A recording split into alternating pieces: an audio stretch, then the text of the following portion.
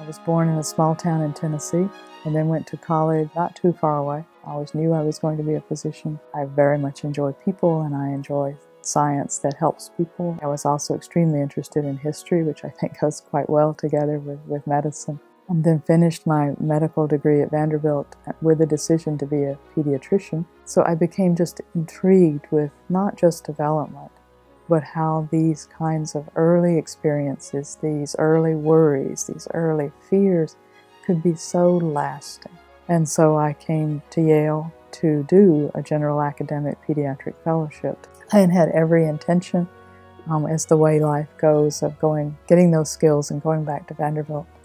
Life has a way of happening. 20% of children have some kind of need of mental health services, mental health or behavioral services. Those might be for problems in school, they might be for depression, they might be for aggressive behavior, they might be for the early signs of autism or a developmental disorder, but 20%, 1 in 5 at any one point in time. That number in and of itself, of course, is a concern. But the number that really should be of great concern and to think about child mental health in the future is that 80% of children, on average, in America, do not have access to services for those needs. The reason it's a problem is that then it expresses, that it becomes a chronic issue.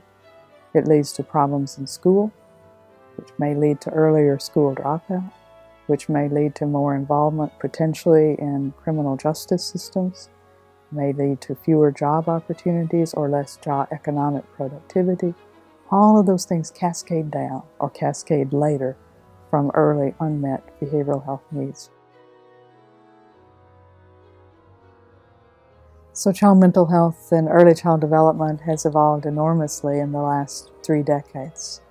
Just from the basic science alone, we now have a far better understanding of how experience impacts genetic regulation. For example, the whole field of epigenetics has emerged.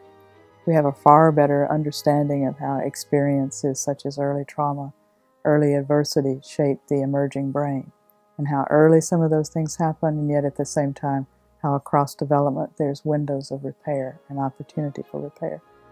So it's been a remarkable interface over the last 3 decades between basic science, basic neuroscience informing early child development and child mental health compared to when I started in the field. The old metaphors of nature, nurture, one versus the other are completely outdated and old and should never be used ever again.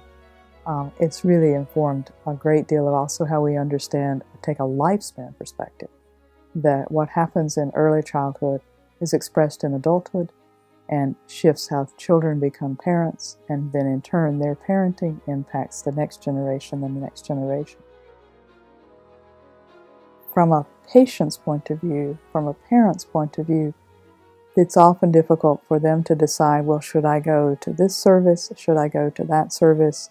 What door do I come through in the Child Study Center? What we want to do, and what we're calling our clinical integration project, is to bring all of our services together with literally as well as metaphorically one door for families. Families call with whatever their concerns for their child is, and we bring the experts to the table. We bring all the expertise that we have, and rather than asking families in a sense to sort through, I think my child has this or that, we bring. With that in mind, we are looking now for one unified space to bring all of our services together. But before we even have that space, we've already started to change the infrastructure.